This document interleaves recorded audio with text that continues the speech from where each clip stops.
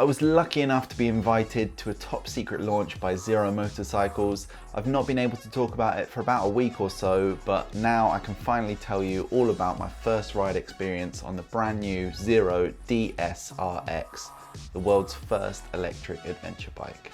And before you get all up in arms about the Energica Xperia, that's not actually available yet, and the Zero DSRX will be in dealerships later this month.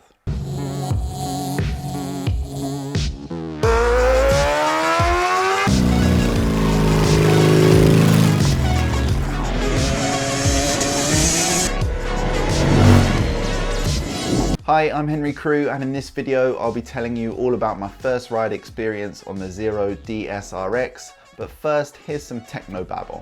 Now you may be thinking this bike looks pretty similar to the SRS, which is Zero's Sport Tourer, and aesthetically speaking you'd be correct. Underneath though, we're told that 100,000 hours of engineering development has resulted in a new engine, steel trellis frame, Showa suspension system, a redesigned and reinforced swing arm, and the largest battery they've offered with the fastest ever charge time.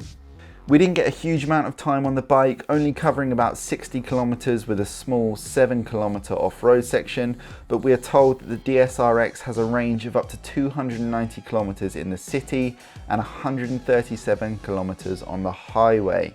The standard battery is 17.3 kilowatts, which rises to 20.9 kilowatts with the power tank, an optional extra that takes up some of the storage compartment.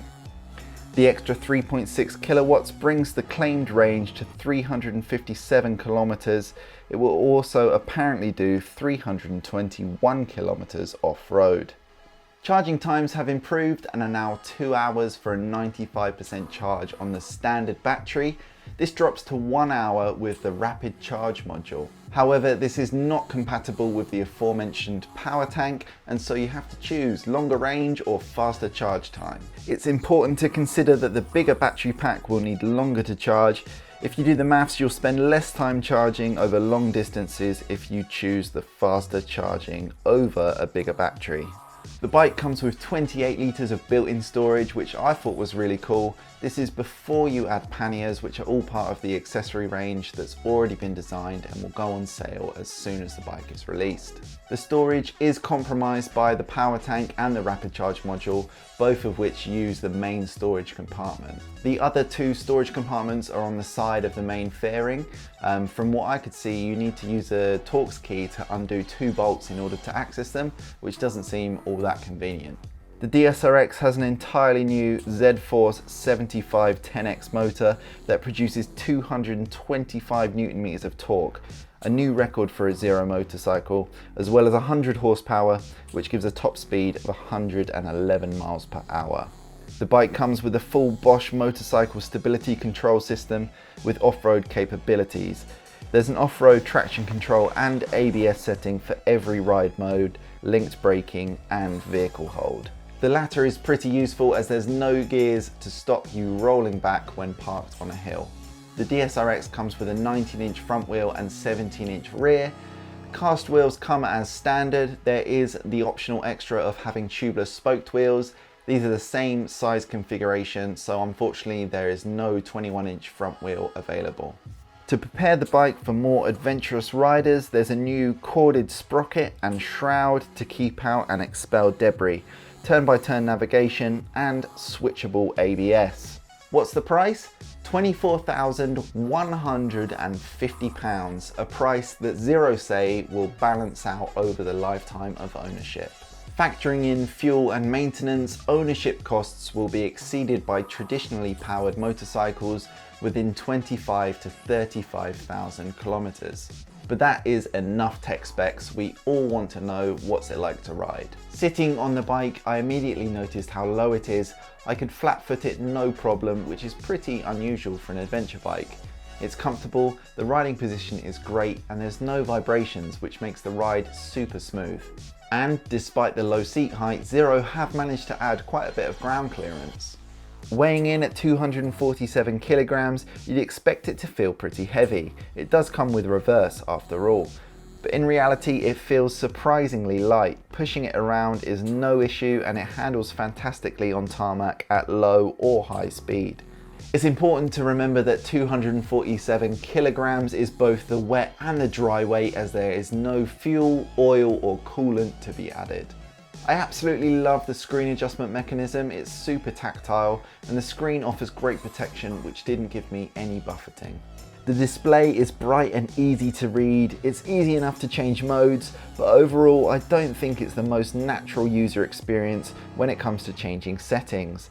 There's a few things that don't have dedicated buttons or are hard to find, like the heated grips. I also found the cruise control really hard to use, as it's impossible to set without taking your left hand off the bars to press the button, as the button is located on the right hand cluster. Now this is really difficult to hold the throttle open and extend your thumb to press it at the same time, which I think is a little bit of a design flaw and something I've never seen on any other bike. We hit the road in Sicily and started to climb Mount Etna. I felt that the increase in torque was super noticeable and the bike provides ample power and speed for the back roads. I was expecting the off-road section of this press ride to be pretty much bland fire roads, but I was pleasantly surprised by what we got to ride. Dusty, rocky tracks, gravel and sandy forest roads. The suspension definitely worked better on the road, but it held its own in all situations. The stand-up ergonomics of this bike were really good. The bike felt super stable and it was nice to travel through nature without an exhaust blaring in the background. However, the compromise of this is that you do hear an awful lot of rattling, which is normally masked on other bikes. For a beginner or someone a bit hesitant to take a big bike off-road, the traction control and ABS would probably work really well.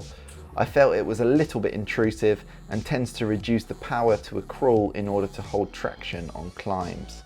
You can definitely still spin the back out, and you always have the option to turn the TC off when you get a bit more comfortable with the incredible amounts of torque. Even with the road bias tyres provided, the bike still got the job done, which is super confidence inspiring.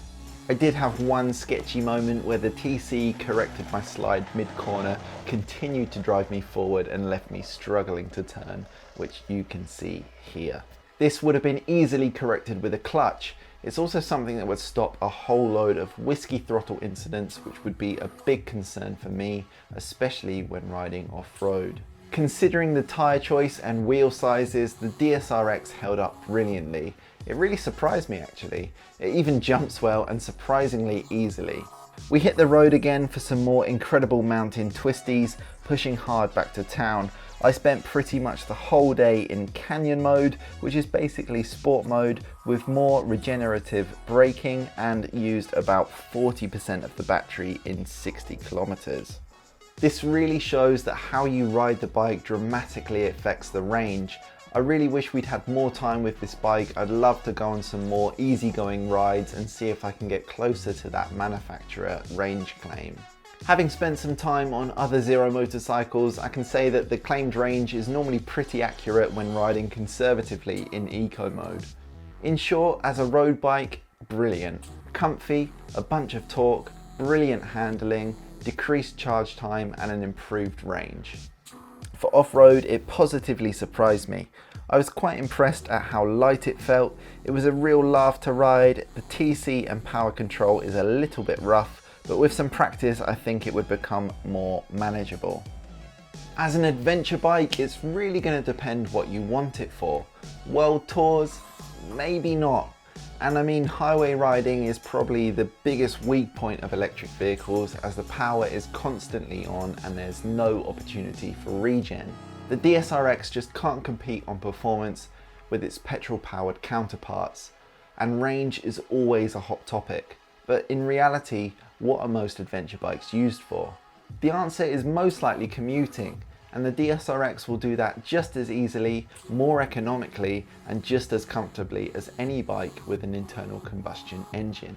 And I don't doubt that you could do longer trips on it, and they'd still be a blast. The DSR-X is a lot of fun to ride. You just have to adjust your attitude and your approach in order to electrify your adventures. Thank you so much for watching. If you've enjoyed this video, make sure you subscribe and hit that like button, and I'll see you next time.